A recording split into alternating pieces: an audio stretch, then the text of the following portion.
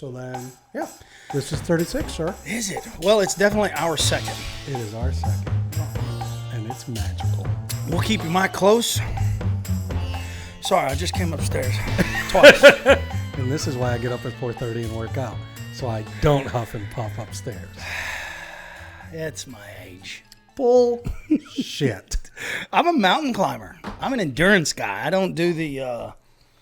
Yeah, that's what I heavy tell the weights. ladies too. What do you tell them? I'm an endurance athlete. I hope you follow through. I hope your actions align with your words. Oh yeah, dead fish. We recording? Let me check. I hope not. We're leaving that part all out, buddy. No, nothing gets cut. What's wrong? No. I don't know if you have any topics. I know this is a random thoughts thing, but surely you got something that's crossed your mind this week, because I have something that crossed mine. These really are random thoughts because there is no plan. I walked in here right after work, sat down, gave my brother a hug, sat down, and said, "What's up? What are we doing?" Yep. And this is kind of it. So one thing I thought we might want to revisit is always doing the hard thing. And I don't know if I can go into anything because I brought something up to you this week, like some really difficult things happened in my family. And I thought, my God, we were just having that conversation about the difference between being good and nice. And I think that's something that a lot of people not necessarily can relate to, but need to hear, because I think everybody's going around trying to be nice, and I'm over it. Yeah. I mean, authenticity, and then you got to go with how far do you take nice, because we all do the little white lies, Oh, you look great. Good morning. What do you think of this? I don't mind that. That's okay. Kind of pleasantries, but it's also small talk and Yeah, but I don't think you should be nice when it's wrong. No, if something's blatantly wrong, you should stand up for that. Yeah. Now, but it's not always blatant. I've noticed that it's always, the old saying, good intentions is the road to hell, paves the road to hell. And people mean well, and they're afraid to speak up and say the thing that may offend someone out of risking offending someone, so they let it go. You know what I mean? They let it pass. And that, there's a saying. What is the saying? It says, what is the saying about evil? The only thing for evil to grow is when good men do nothing. Yes. The only thing, what is it? The only thing for evil to triumph is for good men to do nothing. Yeah, and we think of like horrific circumstances that we have to step up and represent. Right. And it's literally just in passing conversation by saying that's inappropriate. Calling little things out. Passivity, and we don't do that anymore. Passivity is just as bad. I mean, it's cowardice. The death of everything. There was something I was saying the other day that they were talking about. It was talking about darkness. In physics, you got like thermodynamics. There's no such thing as cold, only the absence of heat. Have you ever heard of that? Sure. There's no such thing as vacuum, only the absence of pressure. Darkness, only the absence of light. Exactly. And there is no such thing as darkness, only the absence of light. And I just noticed that people do not want to cast light on little dark comments, little dark moments. They just let it go and think, no, not even worth dealing with. But no, I think we have a responsibility to say, no, it's inappropriate. Because I've realized people are trying to process dark thoughts a lot of times. And I think we have an obligation to, if it's somebody we actually care about, say, you know what, you might ought to get that checked out. You might ought to see someone about that. I think we need to choose our battles, because I am all about protecting my peace. And sometimes some battles aren't worth fighting. Would you rather be right, or would you rather be at peace? There's that side of it. Someone you care about. Right. But with someone I care about, like you, be brutally honest with me. If you see me messing up, man, you and the bestie Melissa, I would, she gets as raw with me as anybody on this planet. And she'll be like, no, I completely disagree with you. Yeah. You're wrong. You're being an a-hole, and you need to take a look inside. And I'm like, oh. Yeah. But that's one of those few people that'll make me stop and think. Well, I think you and I are the type of people that want to surround ourselves with people like that. Yes. Because I screw up all the time. I need strong people in my life. I don't lean into darkness. I lean into light. I want someone to shine a light on. Absolutely. Yeah, and so, I don't know. I've just been thinking a lot about it lately, how people just, our culture is just so much, I don't deal with it. And I'm over it. Like, or it's not my problem. It's not my or problem. It's the next person's problem. Like you see all these people going, that person's toxic, and then their way of battling that toxicity is with more toxicity. Subliminal posting, a secret message this way. Oh, I saw that. Now let me get them back and do the same thing they did, but in just a way to, turn the screws to you. It's just silly. If you're allowed not to get along, you're allowed to outgrow people. You're allowed to outgrow friendships, relationships. You're allowed to outgrow people in your own family. Yeah. It's okay. Yeah. I think I said this last time. I can love you and wish you well from over there. Yeah. Now, there's some people that are absolutely worth fighting for. And you want that Certain raw. relationships. Yeah. Hey, man, I got to tell you something, and it's not going to come out pretty. And then there's other folks where it's like, you know what? This fight ain't worth it. Good luck. Take care. Moving on. I really, truly wish you well, but I'm also not going to go out of my way to recruit people to dislike you or to go against you. I've been on the other end of that. It sucks. And I would not recruit other folks to dislike somebody else. Never experienced that I know of. That you know of. I don't. I'm so blinded by people's opinion of me.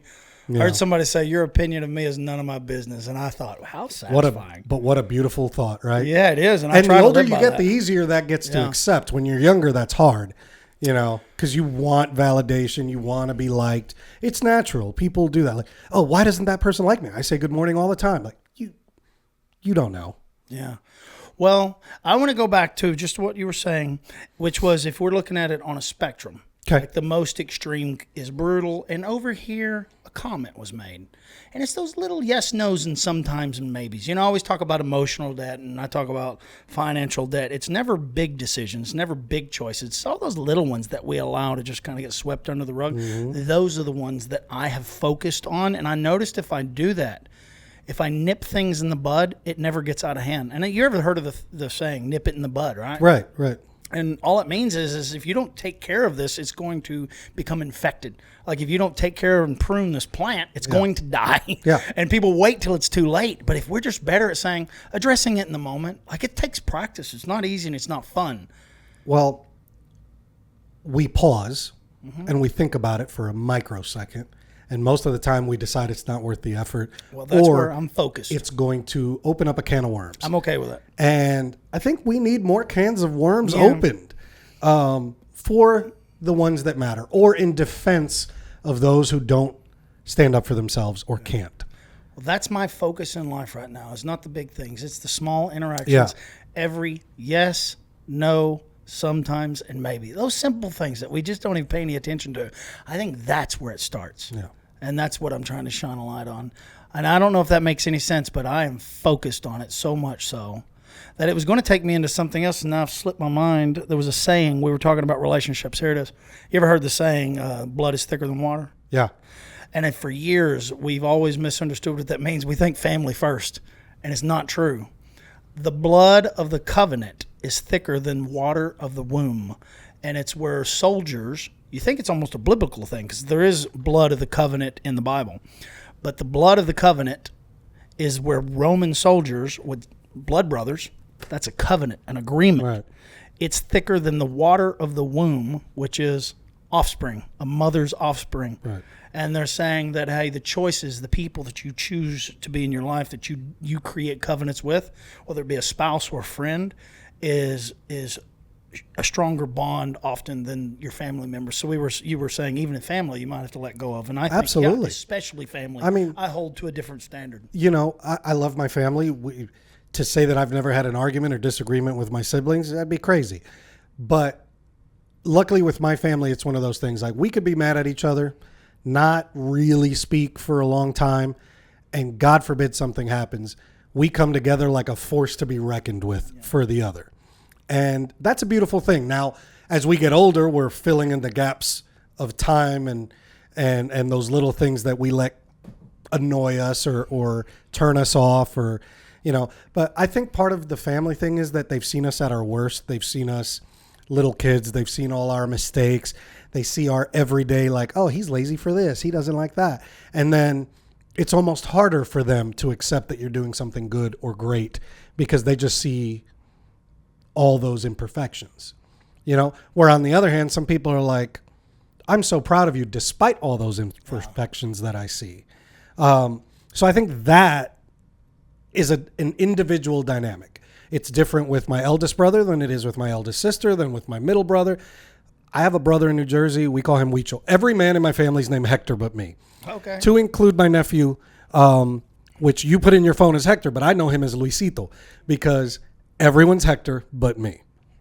So I call them all by their middle names to include the nephews.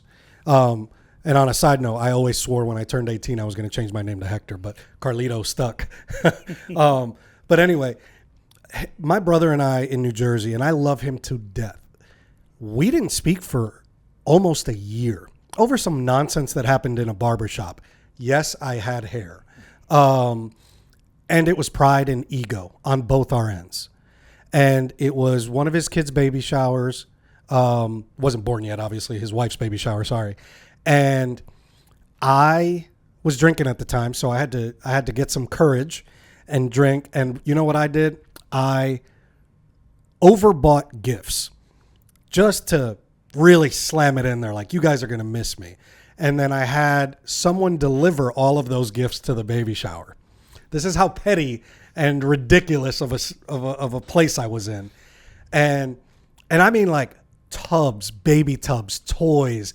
Like, I flexed and I sent it with somebody else. And then I sat in a bar, and then I think one of our half sisters talked to him, Titi, and Titi was like, call your brother and invite him. And he calls me, and of course I didn't answer, but he leaves me a very manly voicemail. Hey, bro, you know, he's real Jersey too. Hey, bro, you know, if you want to go, little bro, you know, you're welcome to come. All right, bye. And he clicks. And I'm sitting across the street at a bar, wrestling whether I'm going in or not. There's this whole party now. Spanish people throw baby showers like quinceañeras. There is a DJ, an open bar, food.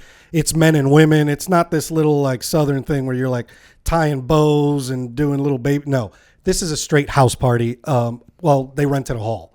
And I walk in, and I swear to you, the minute they saw me, it was like, music stopped. Everything happened. My brother and I embraced in the middle of the dance floor. And then it was a hell of a party.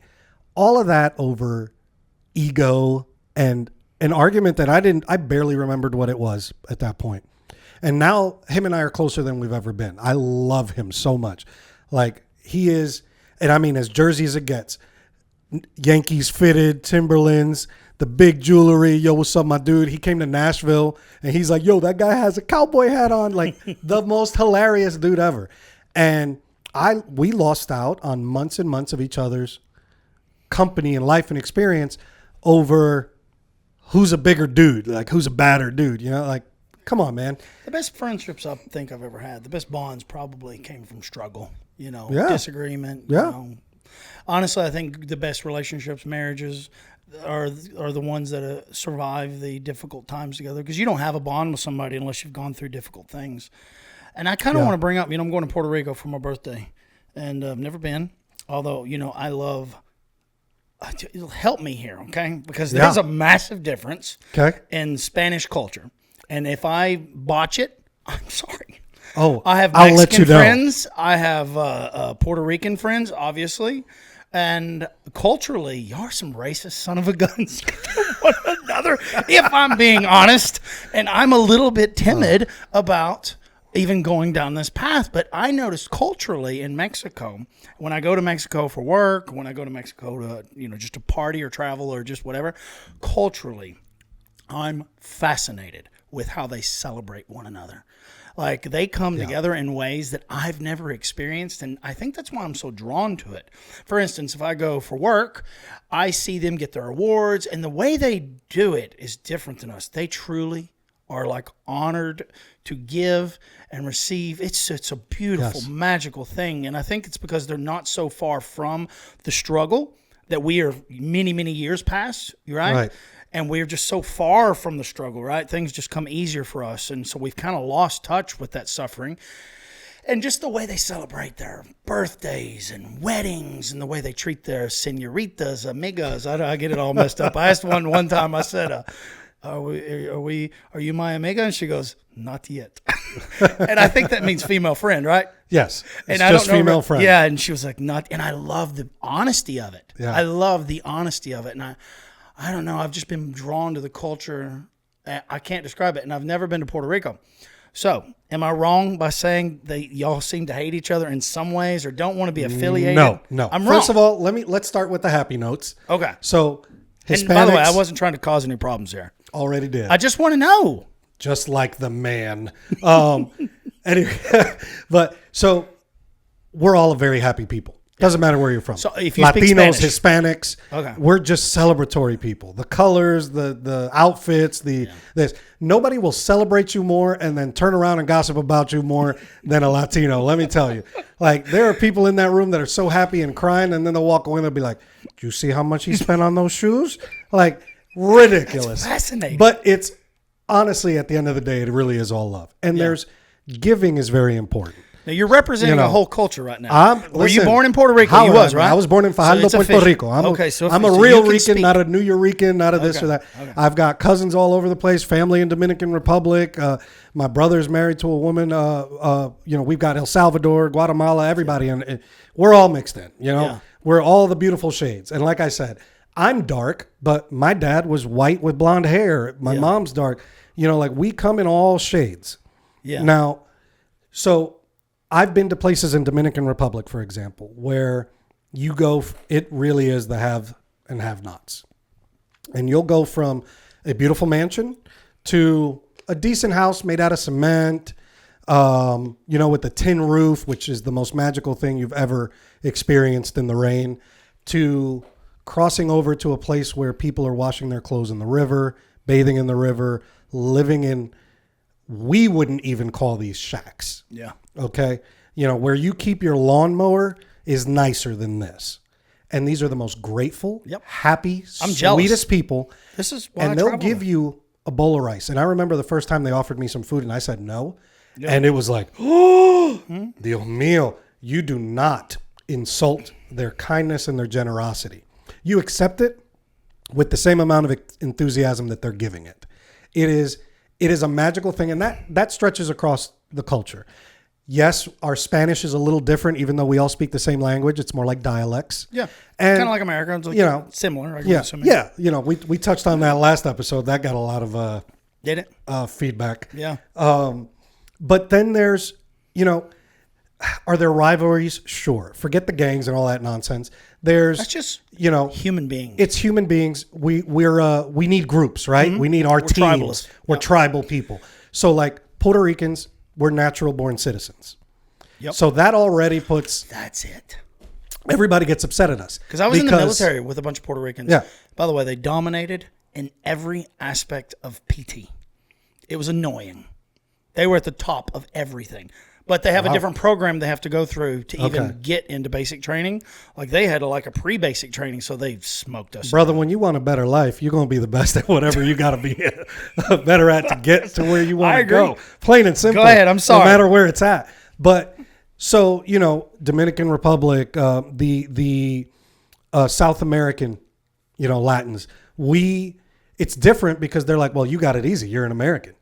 You speak English, you use American dollars, you don't need a passport, this and that. And how many people don't know this? Like how many people ask me if I joined the Marines for my papers? No, man. It says Puerto Rico on my birth certificate, but that's the United States of America. People just forget. like Guam, just like, It's like Alaska, they're American too. It's a real thing.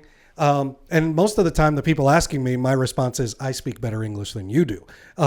But there's that little bit of rivalry in those things. And then there's the cliches, is cliche stereotypes is what I'm looking for, where like Dominicans dress a certain way, Puerto Ricans speak a certain way. Colombians have this magical way of speaking. Like you speak to a Colombian man, woman, or whatever, and you're it's like, wow. They're like, "Que hubo, vaya pues," all this. It is like a rhythmic thing. Puerto Ricans do it. I mean, like, oye, mami, ¿qué está pasando? And then Dominicans are really fast. Oh, tigrazo, ¿qué está pasando? Oh, que la vaina. All this crazy stuff, but it's beautiful, man. Yeah. And at the end of the day, we're all Latinos, man. There's a lot more love between us than there is hate. Yeah. And I'd say that across the board. Well, as an American that had never been out of the U.S., and then hanging out and becoming friends with a lot of Puerto Rican guys, they were insulted when I thought they were Mexican. I didn't know. I was a kid. I'm in my I'm early 20s in the military, and I was, I'm shocked y'all are even rival. And then you get to realizing, no, when you think about high school, there's rivalries inside your school. But then when it's this school versus the next neighboring school, now you know what I mean? And that's just human And you come nature. together for that. It's not, I have learned, and this is probably going to upset a lot of people, but I've learned that I've almost realized that racism doesn't even exist anymore. And if it does, they are so backwards and ignorant that to judge someone based on their race is such a silly concept. And I don't know anyone that does it. Now, I've realized what I think it is this. Now, this may be a touchy subject, but I talk about it a lot privately, so why not publicly? I'm not afraid to say anything publicly that I say privately. I'm not two-faced because, honestly, I don't have any answers. I'm exploring ideas. Let me pour this coffee. Well, while you pour that coffee, I'm going to touch on that racism. You ever see that video online of those two little babies? There's like a black baby and a white baby, and they see each other, and I think they're in daycare or something together, and they see each other from across, 100 feet, whatever it is, and they're running at each other with so much joy, and when they come to each other, they're just embracing because they don't see black, they don't see white, they see, that's my buddy. There's another baby. Yep. Racism, for the most part, is taught. Yeah, it is taught. So this is what I've learned just by observing people, and this is what I do, is I observe. I thought, when you're upset with someone, the first thing you do to retaliate is to identify the thing that separates you the most. So first of all, it would be sex. Right. So if a woman made me mad, I'm not attacking her race. I'm not doing this. I'm just saying we would typically attack the fact that she is a female or she is attacking me because I'm a man. And we'd say, go fix a sandwich. Right. Something stupid. Right. We would try to say the most hurtful thing that we can think of. So I think the first thing we see in a human being is, are they male or female? Then we see color.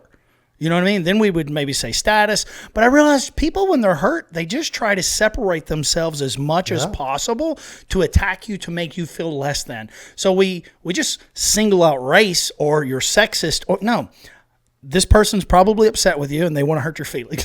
They could care less if you're male or female. Their feelings are hurt or they feel threatened. There's something else. It has nothing to do with you as an individual, what you look like, It's just humans are weird. When they want to hurt someone, they think of the most hurtful thing would be what separates you the most. Do I sound crazy? Usually, but you don't. This makes perfect sense. It's the same in the other direction. You might be kind to me and that'll get us talking, but then we find similarities. Yeah. And then that's what we choose to like. Like, oh man, this dude likes motorcycles. Yep. We're in. Yep. This dude likes hanging out and talking trash at a bar and doing this. Yep. We're in.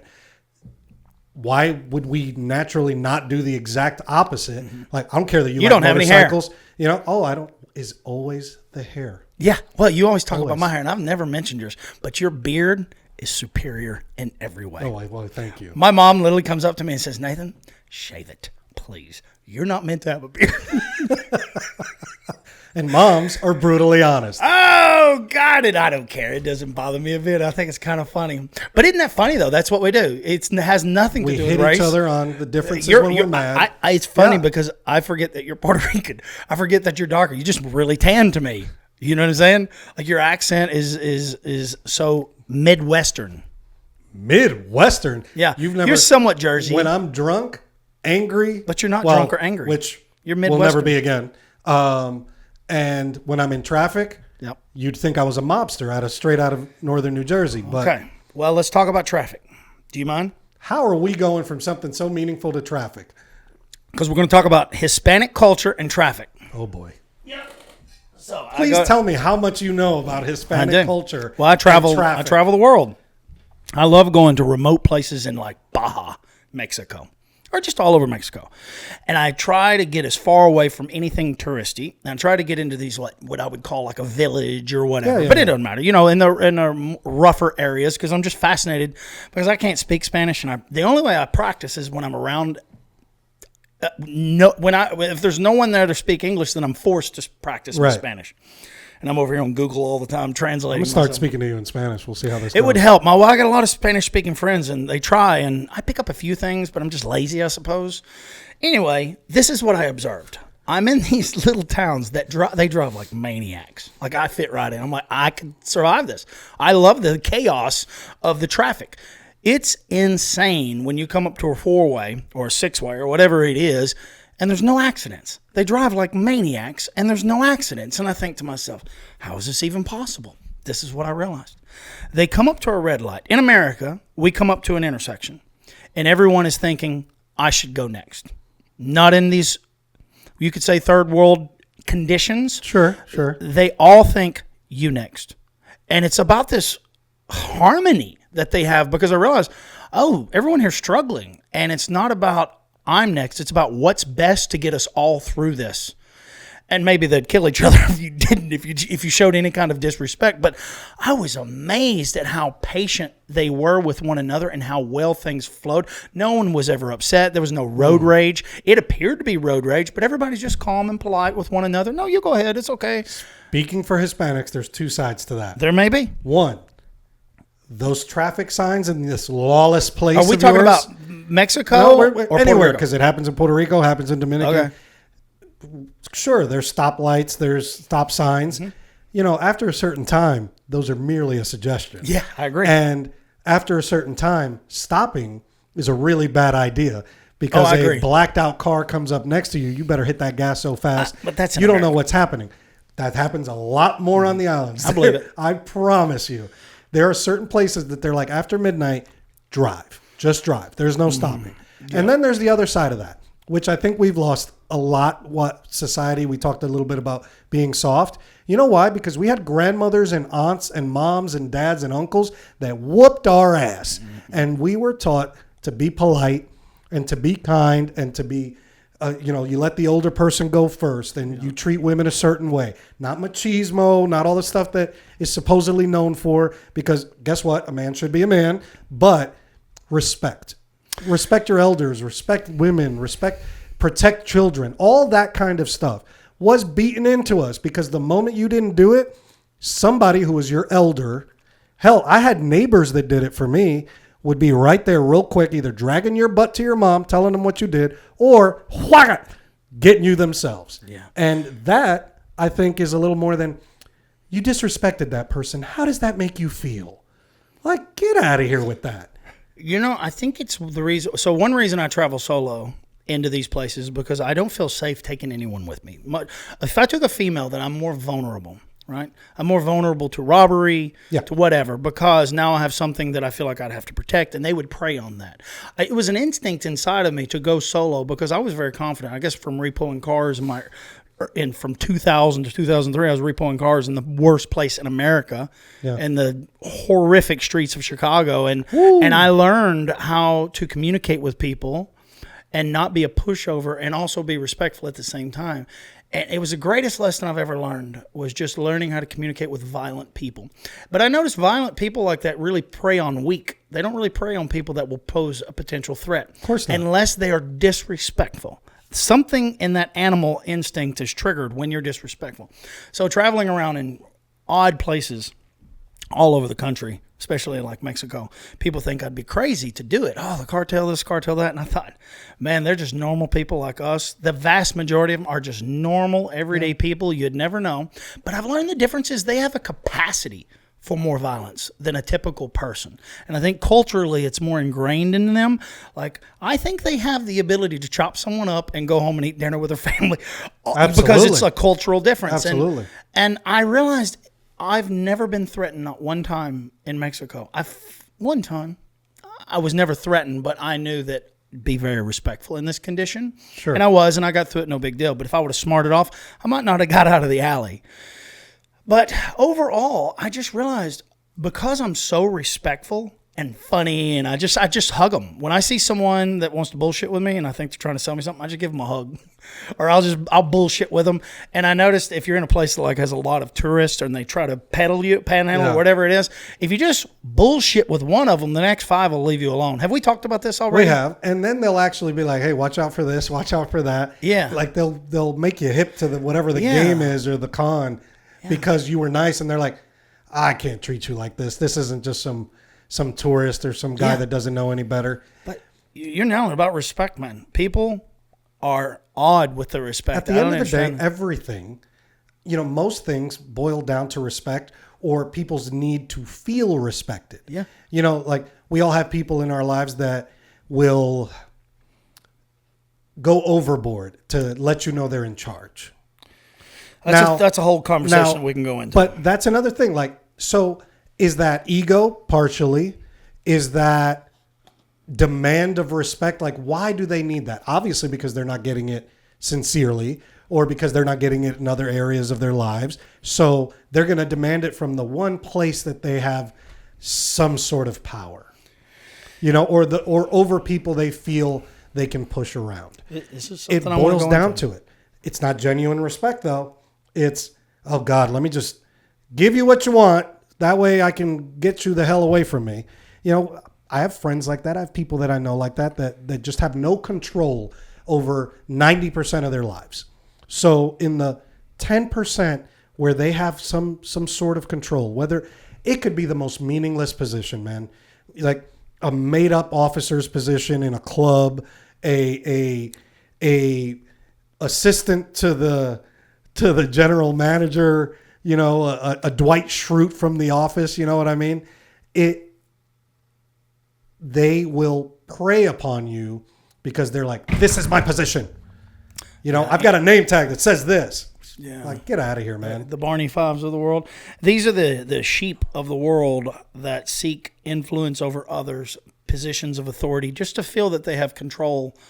And I think it's because they don't feel that they have control in their own life. But if I can gain this, if I can get into this position, I will feel more stable. And they feel more stable by trying to influence other people. And it was funny because I've been watching The Chosen. I'm in the second season of The Chosen. I haven't watched it yet, but it's in my queue. Yeah. Everyone has been telling me to watch the show. It is so good. It took me 3 episodes to get into it, but that's everything. I was a year or two behind in Game of Thrones. All the big series. I'm a year or two behind. Everybody's like in the 3rd season. They're like, have you started? Nope. Because I'm just slow. Well, I'm in The Chosen, and I'm sitting there watching how Jesus Christ, and I think they did a really good job of attempting to portray how Jesus Christ would have interacted with other people and how the 12 disciples would have interacted. And then how these, you could say, I think that we should strip the title away from a lot of people that go by leaders, and we call them leadership. I just call them managers. I think that I believe that managers maintain standards that already exist, and leaders improve upon those standards. And Jesus came here and generated the greatest example of leadership and how people should be treated. And he was just an angel. He led he was from Jesus. The front. Yeah, he led from the front. Yeah. And then there's that little piece that we forget that's been brought up a few times in church, but servant leadership. Yeah, it is. So this is where I want to go. So I'm sitting there watching all the, you could say, again, religious leaders, we'll call them religious managers, that were enforcing religious law. Because Legalism. That's what the Torah was. It was the religious law. And this is blasphemy. And you can't do this on the Sabbath. And I feel like going around and calling everybody shalom. Shalom, shalom. I see it so much in the show. I think it's hello or goodbye or something. I'm going to be saying that before it's over. I've heard it so much lately. But I'm sitting here. These people are talking to Jesus Christ, a man performing miracles. Blasphemy. It is so funny to me that people begin. This is in every aspect of life, whether it's in a home, whether it's in an assembly line, in a university, hospitals, you name it. If there is an organization of any type, if there's a hierarchy, anyone that is seeking a position of authority, be leery of. They need it for a reason. Now, if you're chosen, right, that's different. That's why I like the name Chosen, the name of the show. Like, people are chosen. The greatest leaders that we've ever had didn't want the job. They were chosen. Yeah. And they were encouraged. Now we have a whole society that goes to universities to get into politics, right? This is a dangerous system. People are going into education to put themselves in positions of authority. Very dangerous. The weakest-minded people do this. And if you're in those positions, sorry, So you should be second guessing everything. I am so nervous about giving my opinion to someone because I could be wrong. And so many people are just here to maintain standards. And anyways, watching that Status show, quo, so to speak. yeah, well, watching these, you got to watch it because you're going to see what I'm talking about when you see these religious. I'm not going to call them leaders because they're not religious managers like this. You challenge my authority. It's like, Yeah, how dare you? it's funny to me seeing it in the show because you realize that's every aspect of life. I mean, the majority of your supervisors, managers, this is going to offend a lot of people. Oh, yeah. Hopefully you're not in this, but you are. And if you most are, people I hope it hits home and you Yeah. do a little self-reflection because all of us need that. Yeah, we should. If you're not challenging every decision you make, if it has influence over others, you are a danger to society. Every supervisor, every frontline supervisor has more influence on the quality of a individual's home life than they could ever imagine because they're coming in anxious, worried. Is my manager going to be a dick today? What kind of mood are they going to be in? That's right. Like they have 8 hours they got to spend with this person, and so many of these managers lead with a position of fear. Right? They want to become a threat. They want to be feared because they can't be respected. That's why I love Machiavellian's quote. It's better to be feared than loved if you can't be both.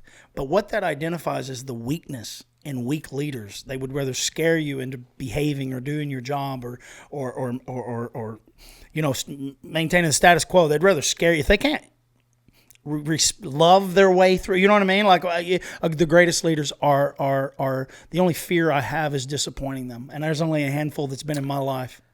I like the great philosopher Michael Scott from The Office paper company. Yeah. Would I rather be feared or loved? Both, my friend. I want you to be afraid of how much you love me. I had to do it. It was too easy. For all my Office fans, I love y'all. I had to. It was going there. I mean, I haven't seen it. It's just as much as that's what she said. Like, I had to. How many years behind am I on that show? Like boy, a decade? are you behind. But I've tried. Listen, if The Office is on at any point, just watch it. Really? I mean, I'm not a fan after season 6, and I know I'm going to get a lot of crap for that after Michael leaves, but you need to watch that show. It is so good. Okay. But anyway, back to your serious I've tried. I just couldn't help myself. a dozen times, and for some reason, I don't get it. Well, give it more than 3 episodes. Okay. Yeah, it is so good. We could quote it all day. Anyway, back to your serious. No, point. that's it. No, that's But it. you're But absolutely right. do you understand what I'm saying? I think that a leader has the potential of changing the culture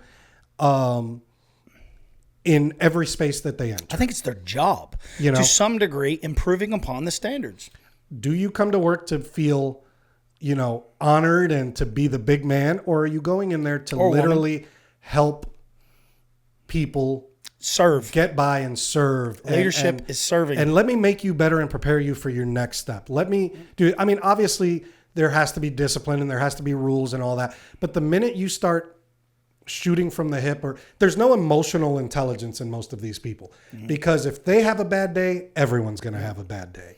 If they're, it's one of those things where it's emotional intelligence is always going to be do as I say, not as I do, or as I did, or they think that you're indebted to them forever because they gave you the job. There's a difference. You've got to be grateful. And, like the Bible says, in all things, you're ultimately working for God. And I try to remember that because you come across people that aren't exactly, the best leaders. They may be good-hearted, but they're human. And at the end of the day, if your emotions drive you, then the culture is doomed. Yeah, if you don't have the capacity to make to say, let me calm down before we have this discussion. Breathe, man. Give me a day. Give me a day before we have this discussion. I actually had can I tell that story? I had a supervisor once that wanted to have a tough conversation. I said, I'll tell you what, let's take an hour. Let's take an hour and calm down. We'll come back. I can't tell that conversation. I can't tell that story. Anyways, it didn't go over well for him. But he was emotional, and I was able to. I was in a logical mind, and there was no competing with me. I mean, I was able to dominate because he was emotional, and right.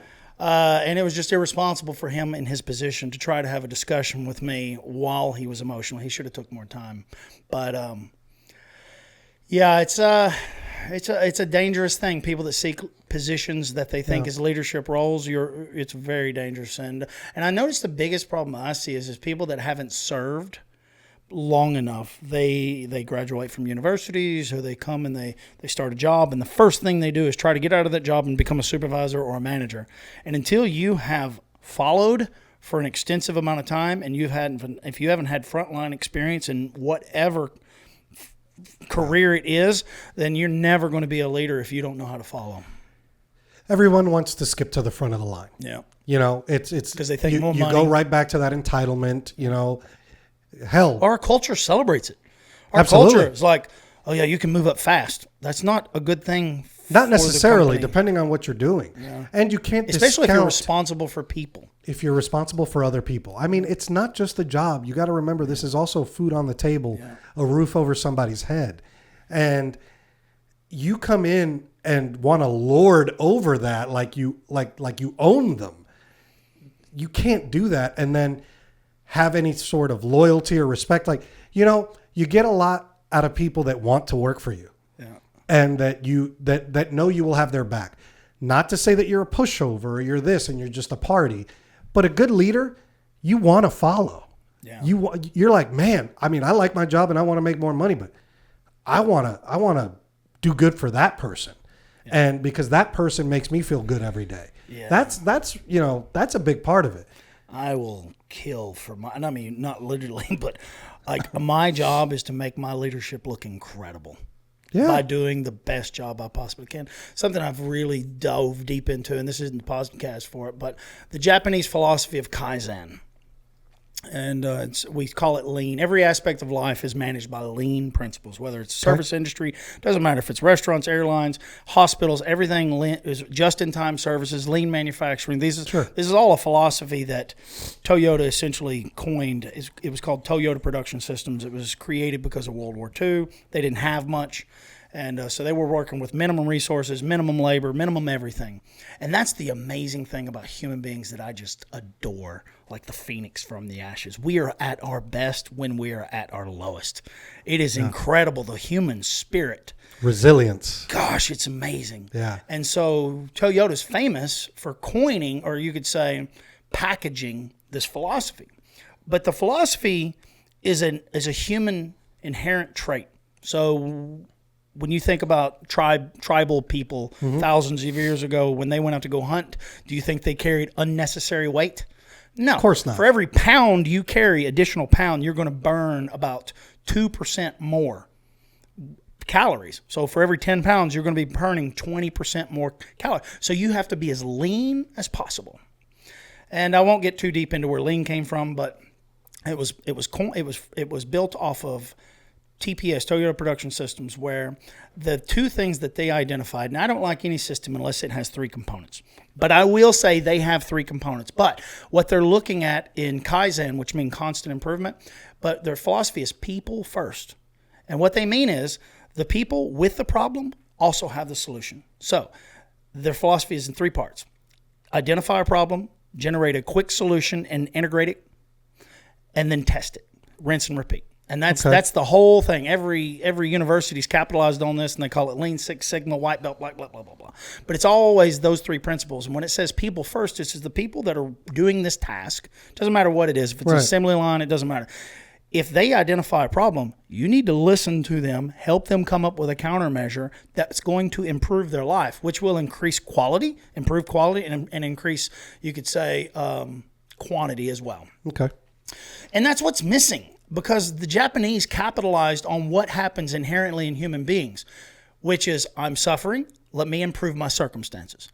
The Japanese are proactive, and this is where they have dominated. They are proactive to this approach, where we are reactive to this approach.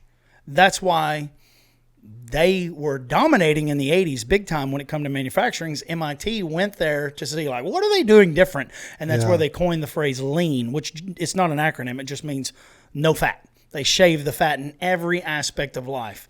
And I think that philosophy should hold true to every aspect. It's to minimize suffering.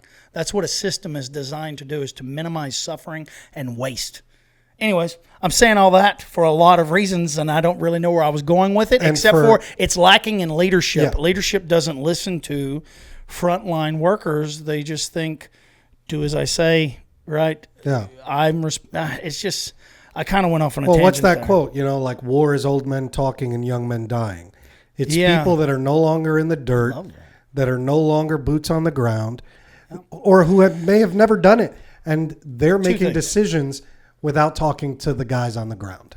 You just nailed it. They've ever never experienced it, so they have no point of reference, or they're so far removed from it, right? So some politicians have been, they've been politicking too damn long, and they've forgotten what it's like to be just a citizen, and they've gotten so far removed. And I think that is so important, man. People got to get out from behind their desks. Like everybody on the talks shop about, floor. this is why I hate like corporate structure so much, because there's so many layers that don't need to be there that just complicate things. You have a manager for a manager and a district manager and a regional manager, and that may work on scale, but if the VP were to come down to the assembly floor and talk to the regular guys without warning, without, hey, on Tuesday, I'm going to go see these guys. So now all these managers are shuffling it down, and they're basically telling you, we're getting a visit, be on your best behavior. There's always a warning. So what they're telling you is, don't tell them where we're lacking. Yeah. Don't Fake tell it. them that Hide I'm it. not doing my job, because this is going to trickle down.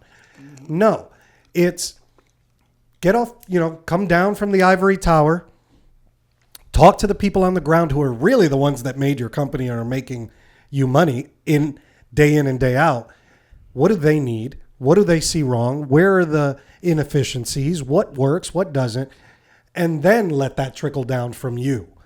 Not this, layer upon layer of BS, which is why we have so many problems in government and in Government it's we're chewing the hell out of that fat, Yeah, well, that's the problem with human. It's not evil people.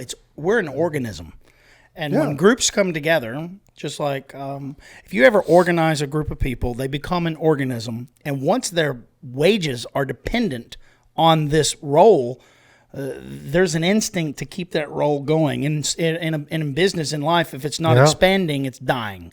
And that's an inherent problem. And so typically the market fixes that. In a market will restrict. We become more competitive. We have to lean out as a company. Yeah. And every private company shaves the fat. That's where people go, right? But in government, it's a social program. It doesn't do that. It does not have any intentions of, and it's not bad, evil people. It's people that are afraid of losing this way of life that they've gotten accustomed to. And then it's complete and utter ignorance, aside from corruption. Mm-hmm. Okay, so we need to do this. We've got to lean out that department, that department, that department. So instead of leaning that out and finding inefficiencies in this and that, let's create another department that's going to look at those departments. Yeah. And then we're going to have an oversight committee. Yeah. And then we're going to have a congressional committee. Yeah. And then we're going to have this. Man, if I think our forefathers, had it right, with getting away from the royalty and all that stuff, but it has gone so far out of control from what their vision was that, just look at our government and how much we spend and how much we give away. We have shutdowns and we have this, because your side doesn't like my side, and it's got to go through 19 layers of stuff. Like, man, let's talk about a local level. Fill in a pothole. How long does that take? Well, anytime it's a social program, it's a form of socialism, even if it's a small program. Government, I think, it's complicated. It's super complicated. But it was an opportunity to serve, not to exist for 30, 40 years in these positions. And I don't have a solution. I'm just leery of anyone that wants those roles, that think they're going to come in and do it better. Listen, if your job is not to eliminate your job, then I don't want to talk to you. If you're not 100% focused on eliminating your jobs and others, if you're not willing to lean it out, I don't want to hear anything you have to say. Yeah. Right? Career politicians really sets me off. Yeah. Like I get it. There's people that have been politicians, for so long. And you can make a decent living. What was Nancy Pelosi making? Like $175,000 a year? By no means a bad living. No. But she's worth several $100 million.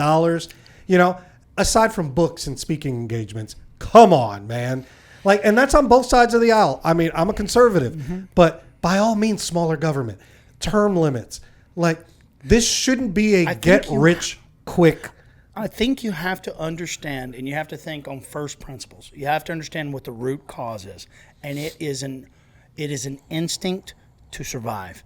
That people will, they go into a state of called cognitive dissonance, which is a form of denial. Yeah. But it's the ability to believe this is wrong, but I have to continue doing it, and I will justify it any means necessary. It's really crazy how our system is built, and we're just a wild creature. We're a wild creature.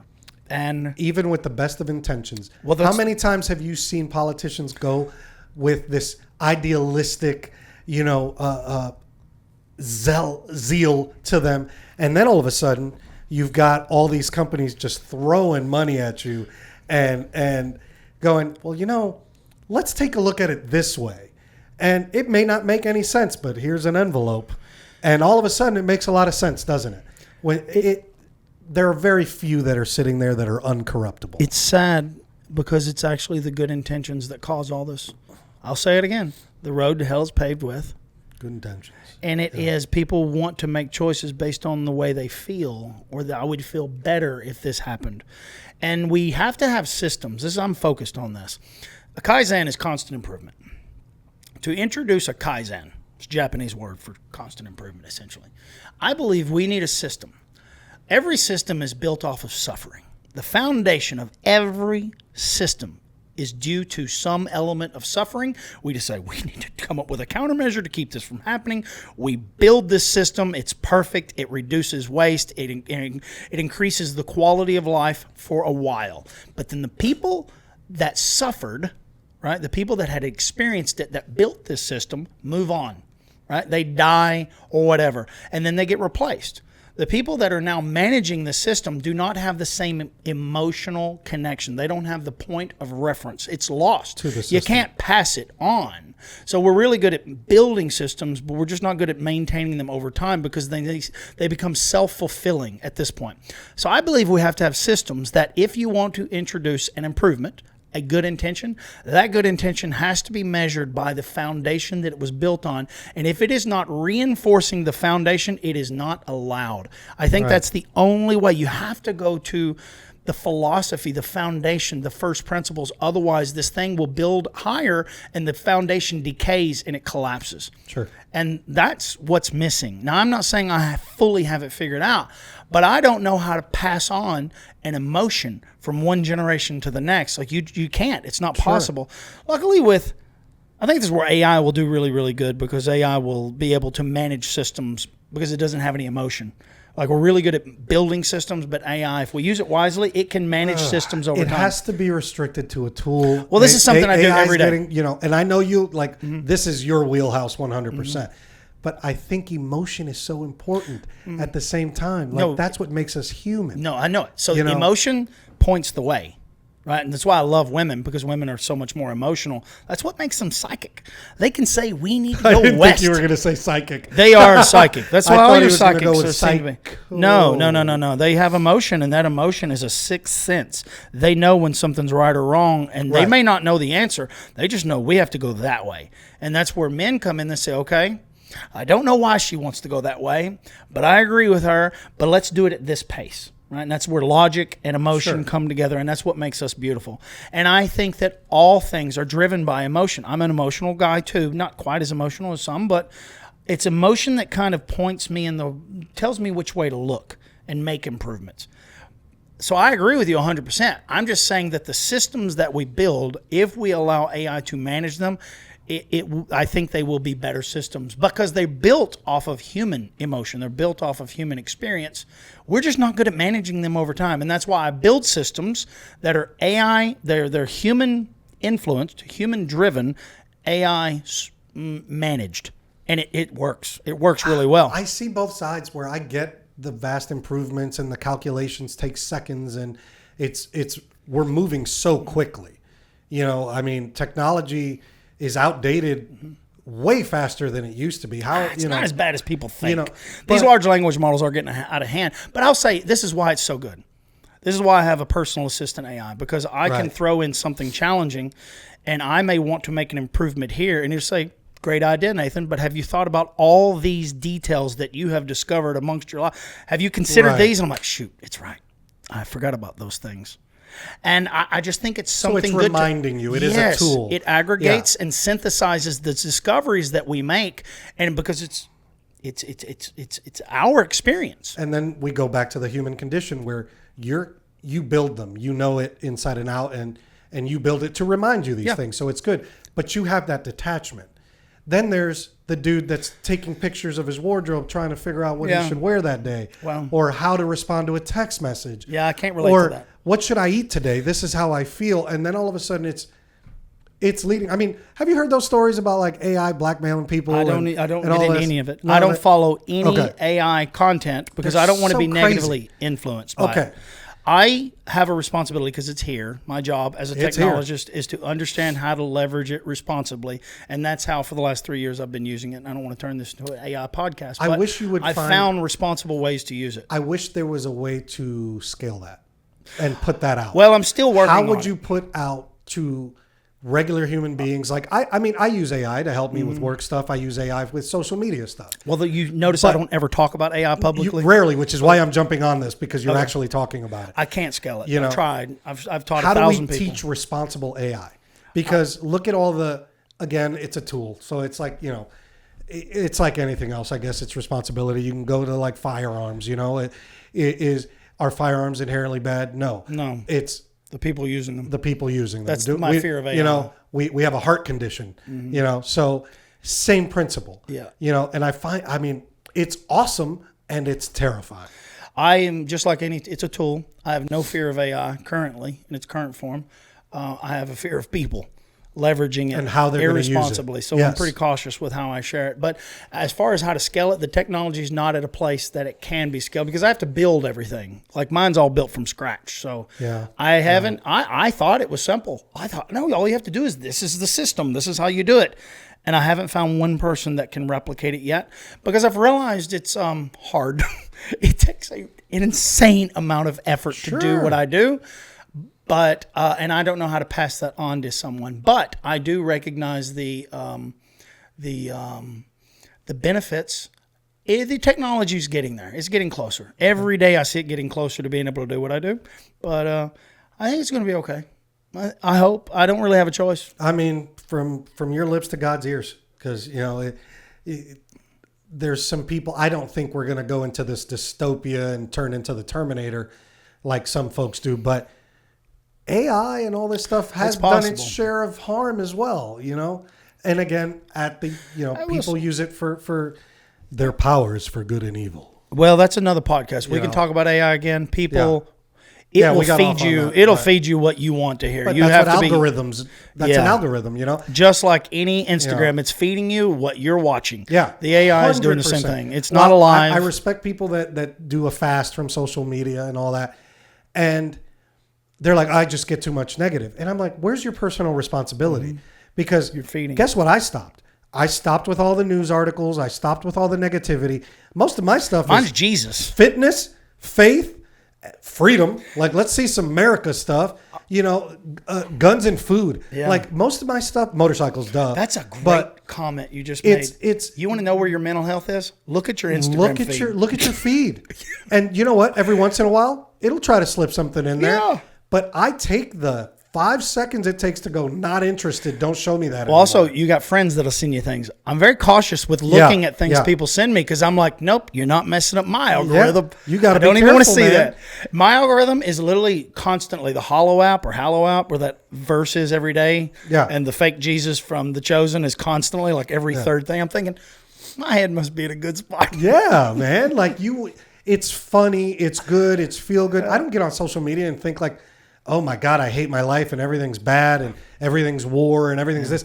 I know what's going on in the world, but I don't need to be bombarded with that every time I take a scroll. It's just, we control it. Yeah. You control what you intake. And hello, have you never heard what you put in is what, is what you get out? I think that people don't realize they're controlling it. They're in denial about it because I don't know. I don't have any, look. Take everything we've said with a grain of thoughts. Yeah, these are opinions and random thoughts. A grain of sand. Take all these thoughts with a grain of sand. I'm not here to influence anyone. We're just here to explore ideas publicly. Yeah. And it's fun to watch back because we learn so much about Absolutely. this. And what I've really learned Yeah. is like, I don't think I'm anybody special, but I know that people can relate to me, even if it's 5 people or 10 people or 1,000 people. People have the same struggles in some way or another, and it's fun to just throw it out there and see what sticks. It was shocking to me that your nephew reached out to me. He was shocked that we had so much in common. I'm like, oh yeah, he well, let's messaged find me out too. what that Shout is. out Luisito. Hector. It's Luisito, and it will always be Luisito. Luisito. I'm got to work on my R's. There's no R's there for you to roll. I know, but I still want to practice. Yeah, my name has all the R's. Come on, brother. But it's being vulnerable, and sometimes, how many times have you known something but just needed to hear it from somebody else? So it's the same thing. That's what we're trying to do here. I think that's what it is. Yeah, it's just therapy. And you're allowed to disagree, and I won't hate you for it. I encourage Please. it. Matter of fact, I appreciate when people message me. I get so many private messages, and I'm thinking, other people would appreciate that if you just leave it in the comments. Like, be vulnerable. Share that with the world. I had a few friends message me with stuff, and I'm like, hey, they're like, well, I didn't want to be disrespectful. I want to support you. And I'm like, wait, no. You supported me. You watched it. You shared it. But you can respectfully disagree. You don't have to be like, you're an idiot. You could say, hey, well, how about this perspective? Guess what? You might change my mind. That's the beautiful thing. When you learn, you can change your mind about stuff. That's the point of this. Holy moly. Yeah, that's why it's called Random Thoughts and Exploration of Ideas, and it's got that weird little jingle. I don't want anybody to take it seriously. I just want to have fun, and I want to update my belief system. I want to be influenced by people because every time I realize I'm wrong, I've actually grown. And I'm on a mission for that. And it's okay to be wrong. There's so many people that get stuck in this is the way it's been, this is the way it's always gonna be, or this is, I've been this for 40 years of my life. Yeah. Well, guess what? On year 41, you could talk to somebody that opened your eyes to something, completely change your life. And that's okay. It's funny because I've journaled for 18, 19 years, and I have about 15 years worth of videos. And it's so amazing that I can go back and watch them every now and then, and I've seen how much I've changed. Yeah, I don't agree with my old self. And I think, yes, I'm not far from it. I am the same person. I'm motivated by the same values. I've refined them. And I've learned so much about what's important. After you start having kids, something rewires inside your brain, or you have someone that's vulnerable and you have to take care of it. It changes you. And man, I've changed in so many ways. It's crazy. I love it. Yeah. I'm just, the whole point of this is about growth. Yeah. That's it. And I mean, we are a result of our experiences and our past. And there is tons of my past I don't like. But I appreciate where it's brought me. Silver linings and all. I've done bad things. I've apologized for. There's stuff I haven't apologized for. I don't think I have any regrets. But do you? I have regrets. Absolutely have regrets. Well, maybe there's more apologies needed. And I mean, hell, that was part of being sober is making amends, and it depends on how you break it down. Yeah. But you could make amends for the rest of your life. Probably not something to explore here, but I think about that a lot. I think, what do you regret? Things. If there's a thought that pops into your head randomly, I mean, I remember stuff from high school. I remember stuff from my childhood. I remember an interaction with a stranger where I know I could have been nicer. And why would I be thinking of that particular thing if I haven't grown and it didn't affect me or I didn't know it was wrong? Shame and guilt. If you don't feel shame and guilt, then something's wrong with you. Then you're probably a sociopath. Yeah. Shame and guilt's an indication that you're probably a healthy person. Yeah. You're really healthy if you do something about it, if you update your way of living. So, yeah. It's like I can't go back to somebody 12 years ago that I was rude to at a gas station that I'll never see again. But I can make sure that I never do that again.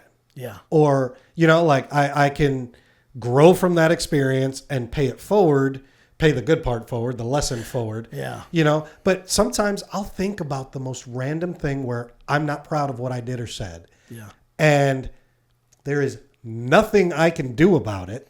It's beyond my circumstances. It's not someone that's within my reach. But the only thing I can do is learn and live better now. Your light is shining bright. And that's the whole point. You have a very bright light. You have a bright light, buddy. Well, that's our role. It's our job. The darkness, there's no such thing as dark. We got to drive it out. The absence of light. To drive it this little light of mine, I'm going to let it shine. I've been saying that my whole life. It's like, that's our one job. One job is to shine light on things that are inappropriate. But we get caught up and want the light shined on us so much. I don't. You know? And I think I don't like comments. Honestly, I don't like negative I'm or talking positive. in general, but I think I've grown through that. I guess maybe if I didn't care, something would be broken inside of me. But I start to worry. That's why I'll shut down my whole podcast, or I'll shut because the attention starts giving me anxiety. I think I told you the other day, if I start doing it because I like the validation, it tells me I've gone too far. It's time to shut it down. Yeah. That's why my podcast, my YouTube channel is off and on. Please let me bring this up. Yeah. So my mentor is my sponsor, but he's also a very close friend, and his family has adopted me. I love these people from the bottom of my heart. Like they are blood to me, period. And one of the things he started warning me about, and I'm very conscious about now, which I would have never admitted earlier, Bud, is, hey man, like you're taking off, you're the stuff you're doing with sobriety, you're helping people, but it's getting popular. It's doing this. And I keep that in the back of my head because the minute it's about me and not helping somebody else, or not being therapeutic, or it's like, hey, look at what I did. I need to take a step back, shut down. Nope, that's not what this is about. The purpose is to lead other people to growth, to lead other people to sobriety, regardless of their addiction, regardless of what it is. That is the mission. Yeah. And I can't stray away from it. Yeah. You know. I love what you're saying. I think mine, so I had no intentions of really ever doing this again. And I know in my testimony, I don't think you ever saw it. I think you saw a glimpse of it, but if you ever watched it all the way through, it was when Charlie Kirk died. It really messed me. I felt so much shame because he said he wanted to be remembered for the courage in his faith, or the courage of his faith, and I was just ashamed because I was just a closet Christian. And I talked to you at his vigil that night, and you were telling me about your 3 years sober. That's what fired this back up. You told me about your 3 years being sober, and you told me about the photos, and I thought, I have a gift in telling stories, and maybe instead of me, because I knew I was never going to sell my work again. I've done that. I'll never do it again. I make videos privately for different reasons, but when you said that, I thought, what happened was I made a video in honor of Charlie Kirk, little 1 minute video. I just went online. I was crying. I'd been listening to the song The Day the Music Died, and I couldn't stop crying. Like literally, my whole face was swollen. I never experienced anything like it. I imagine it would be like losing one of my sons would be the equivalent. It's called me crazy. I can't help it. That's what I felt. And then you learn that a lot of people felt that way. So I made this little video, and it went viral. On Instagram, I had 150 friends. My page is brand new. I started it back up to help a friend, like with bartending and to be a little more social. Yeah. And it went viral, and I don't know how many 1,000%, but it went from 150 followers to like over 2,000, hundreds of thousands of views. And I thought, what? This isn't me. I didn't do this. Like I didn't even choose to make this thing. And I've made much better videos that wouldn't get a fraction of that. I've literally had millions of views overall. And I know how hard it is to get views. And I've never experienced anything like this. And I thought, it's not mine. Charlie built this. This is in honor of Charlie. So I just made up my mind, okay, it's time to fire it back up. And let's share other people's stories. And that's when I saw you at that vigil, it gave me the idea. That's why we made your video on the motorcycle. And I thought, this is what I want to use it for. My platform is not even mine. I have a responsibility to share Jesus Christ. Yes. Share other people's suffering and, not just suffering, but what they've overcome. Yeah. That's what's important. And, I don't want to lose who I am as a person. I am going to be me. I cut back on my profanity. I will use that in private, not publicly as much as possible. I'm trying to do the same. I get caught up in it too. But that's what it's here for. That's what I'm doing it for. So you were talking about the public recognition, and I thought, well, it's all for God. It's all for God. Well, Matthew 5:16. When there's a purpose and and you're being driven. Balanced. And forget about, you talk about the quality, and it's not about it being some cinematic masterpiece. It's the fact that Charlie Kirk was a voice for Christians everywhere, for Jesus, for agree or disagree with him, he'd have the discussion with you. Yeah. He said, bring it to the table and let's talk. Yeah. And look what happens when you stop talking. Yeah. And he is the such a huge, he's an example of our time of exactly that.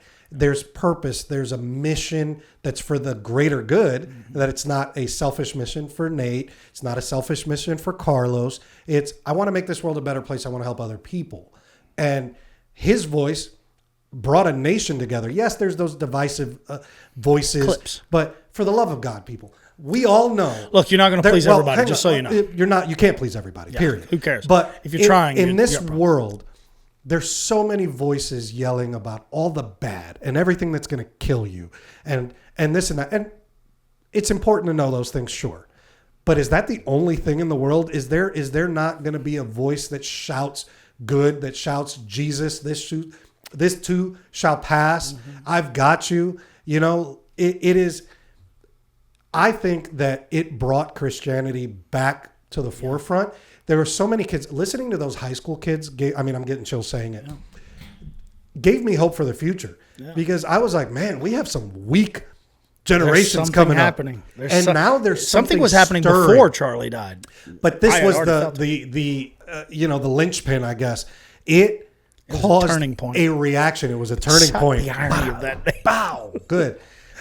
It was a turning point where these kids in high school, there were college kids that were really impressive, but the high school kids, my niece Kayla was there with me and she was in tears and she was talking to me about these kids and she's like, I know that boy that's about to speak. And I'm expecting a teenager to be a teenager. These kids went up and prayed without fear. They spoke eloquently and intelligently. They professed faith and they said, you know, I used to be a little bit afraid in school to say that I believed in Jesus or that I was a Christian. Some of them, even their political parties, you know, they'd be like, you know, we used to have clubs and you couldn't be in this conservative club because you were lined with this. And they were like, no, I am unapologetically who I am. And and they were willing to discuss and have differences and pray over you and show love. And I was like, oh my God, we're going to be okay. That's what I got from that. It was such a tragedy, but so much good has come from it as well. From the actions of it, brought a nation alive, even a world. You know, I saw it here. Yeah. You know, and I hope it does because, yes, Jesus saves, man, and we should all be proud. Are we perfect? No. But Jesus was a rebel too, man. Yeah, definitely. He was a misfit. The Chosen. Watch The Chosen. I'm going to watch this. But it's such a beautiful thing to see all these people come together. And at all ages and stages of life, man. I walked away with my niece like, you guys are going to be great. Yeah. Do more of that. You know the way I'm winging in with this, if you don't mind, because I know it's kind of late. Sorry. No. I want to say, so the way I was brought up in religion, I was kind of anti-religion most of my life. I grew up as a Baptist. I got no problem with it. I just don't like man-made authoritative. I am anti-conformist in my core, and it really has nothing to do with religion. I'm like that for everything. I question everything man-made. The only thing I will conform to is the laws of nature. Leave it better than you found it, right? Sure. So basic things when it comes to it, and the 10 Commandments. There's 10 basic rules. Let's do our best to follow those. There's not religion creates thousands of rules. It's funny because we were talking about lean. We're talking about Toyota production systems. It's 3 fundamental cores: identify a problem, develop a solution, a countermeasure, and test it. And now there's corporations and a whole globe that's capitalized on these 3 fundamental principles and created universities out of it. They've profited and they've bastardized the crap out of it. And I'm sorry if it pisses y'all off, but anyways, religion, the same thing happened to religion. Of course, yes. The same thing happened to religion. And I think the way I was taught was almost those characters that I see, those religious managers you see in the law. And they were very strict and they tried to scare me into heaven. Oh yeah, like it's not a very attractive place if you have to scare me into. Yeah. I mean, I'm not denying hell, but good grief, you don't have to scare me into everything. We had a very weird culture growing up. There were 2 different sides. There was the prosperity gospel where you had to pray for the Cadillac and you're going to get all the money. And then there's the other side that was fire and brimstone and you can't do anything because you're going straight to the pit of hell. And it's like, those were weak. Hey guys, those were so weak. How about we follow this book right here? Yeah. And let's follow these simple rules and go from there. So, you know, watching this show, I'm seeing all the stories that I grew up watching, the fishers of men, right? They gave Simon a personality. He was just a normal dude. Every one of these people were criminals. Yeah. And I'm just like, we know that. We know that. They preach, oh, you know what I mean? There's no, you know, it's so counterintuitive because it's anti everything they believe. Their actions are the opposite of their words. It's so often. But I watched the show and I thought, Jesus was cool. Yeah, the ultimate rebel, you know. Dude, except he had a cause. And they're using they're allowing a character. They've brought the character to life of Jesus in this book. The way it was like the way they preached in Sunday school or whatever. The guy sounded pretty boring the way it was taught to me. But this show, in my opinion, did a great job of bringing him to life. And I'm just like you're making me want to start it tonight. I was shocked. It's taken me a year to watch it, but it was really good. Can I add one more thing? I know we're about to close. Then we'll close with it. Well, I want to talk about miracles because this weekend we talked about the resurrection, right? At church. That was the service. And, you know, after his resurrection, Jesus appeared to a few people. And when they'd run back and tell the apostles, they wouldn't believe him. Exactly. You know, they were like, okay, we just saw this happen. It didn't happen. And then finally, Jesus got a little angry and he shows up to them and he's like, I'm really disappointed you guys didn't believe this, but here I am. Yeah. And I think that says so much about our world today where everyone's expecting a miracle that you can see big as day. You can see a miracle today and it might change your life for the rest of your life. And then there's everyone else who will forget in a week, in a month, or in a generation if you want to be, you know, realistic. And it's come to a point where, like, if people don't see a weekly miracle, their faith is just this passing tide. Well, then it's not faith. You know, that's my point. Yeah. Where people, if you look for a miracle, you're going to find it. There's miracles in everything every single day. And if you look for negative, you're going to find it. And if you look for negative, you're going to find that too. If you believe in ghosts, you're going to see them. It's, you know, if you knock on that door open, you will find it. That goes for good and bad. It's right. And I think we've gotten so blind to miracles that we expect, like, you know, we want to see Jesus come out of the clouds in robes and all this every day. You guys aren't looking for the miracles, man. There's miracle in kindness, in hospital rooms, in churches every single Sunday. I saw a miracle when I saw my friend Nate get baptized. Yeah. I saw a miracle in that. It was beautiful. I remember the guy I met in a bar and the guy I see before me. I'm still the same guy. It's incredible, but you're not. Well, now I'm doing it for God. But you're not. Now I'm in a bar and I'm talking about the Bible. But it's crazy. But, you know, everyone paints this picture of everything has to be like these rose-colored glasses. Oh, I'm not the same. You're right. Where would Jesus go? Jesus went into all the places you weren't supposed to go into. I'm so happy I'm know, doing the Lord's work. But I'm not making fun. You know, it's an emergency room, man. It's not a museum of perfect statues in this. We're all broken in some way, shape, or form. And there's miracles in every day. You open your eyes in the morning and say thank you because your breath in your lungs and waking up that day is a miracle. We're just so used to it, we don't acknowledge it as a miracle. Yeah. That's it. I don't mean to get preachy on that. But I just want to say I've learned to show myself a little bit of grace because I realize the people that witnessed Jesus, the miracles, countless miracles, still doubted so many aspects all along the way and didn't really believe he had it under control. And denied Jesus. And denied. Like it. it's, and so I think, and these people died in the most horrific possible ways. Not just like Jesus, but they cut in half. I'm like horrific things they ended up dying for.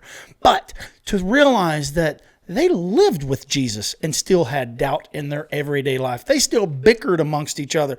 So I've just learned to show us normal everyday folk that don't really have Jesus standing right here. I've just learned to show us a little more grace. We don't have to get it perfect. Just try to do better. When you know better, do better. Yes, 100%. That's it. Yeah. It's small decisions made daily. Every yes, no, sometimes and maybe. You know what? You got to stay in it.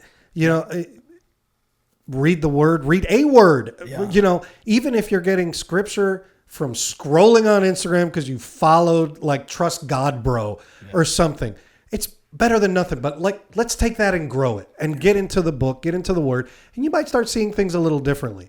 I'm not saying that you're going to wake up tomorrow and wear a big old hat and be like pious. It's just not reality. But you can work towards better every single day. You know, the miracle for me is that I'm publicly talking about these things, and it's not like a responsibility I have. See, I think my fear, and if anybody can relate to this, and maybe we'll close with this. So I've been saved my whole life. I was baptized as a young kid. I believed in Jesus and all these things. I knew I had a ticket. I may only end up with a shack in heaven, but I was happy just to get into heaven. I'm like, got my ticket, I'm good. Nothing wrong. And that was literally my attitude. Because I thought, God, the responsibility of surrendering to God just sounded like such a responsibility. I was terrified of it. And it's so funny because the whole time I knew, if I ever do it, though, I'll be mad at myself that I didn't do it sooner. And that baptism, for me, was surrendering, which was so different than accepting. Now, I don't know what it means for you, but for me, it was like, I am surrendering. This is a marriage. I am honoring you. It was the greatest experience of my life. And now I know why Charlie had so much courage. It was because it was given to him the moment he surrendered and said, I am doing it for you. Here I am, Lord. Here I am. Use me. And that's my attitude. That's where it takes zero courage from me. It's downloaded into me the moment I said it. It's like I don't feel the weight. I don't feel the responsibility. Before my baptism, it appeared to be a responsibility, a burden. Now it's a reward, a celebration, and I'm thinking, "Ooh, I got to talk about Jesus more." Yeah, I got to talk about Jesus, which is more. also part of the mandate. Yeah. Is to tell other people about Jesus. I'm not used to it, so it's definitely a miracle. When people see me talking about Jesus on this podcast, you're right. It was a miracle. That's what I'm the saying. Day I got baptized. Witnessed a miracle. Yeah, you're right. It's true, and I mean, look at it now. It's funny because my whole life I've said SLB. So long, B word. I've said it to every friend I've ever had. I'm leaving a party. I'm out. Right? You know what it means. I don't want to offend anybody. And I was sitting in church, and I just knew I'd changed. And I thought, no one has ever heard me say B. I cut the B. You hear so long, and I cut it. And I thought, no. I drew in my Bible SLB now to SLF. Even in my Instagram, so long, friends. And that's where it's at. We're at the end of the show. So until next time, so long, friends. Appreciate y'all. Oh, that was so awesome. It was. We got to talk about Jesus more.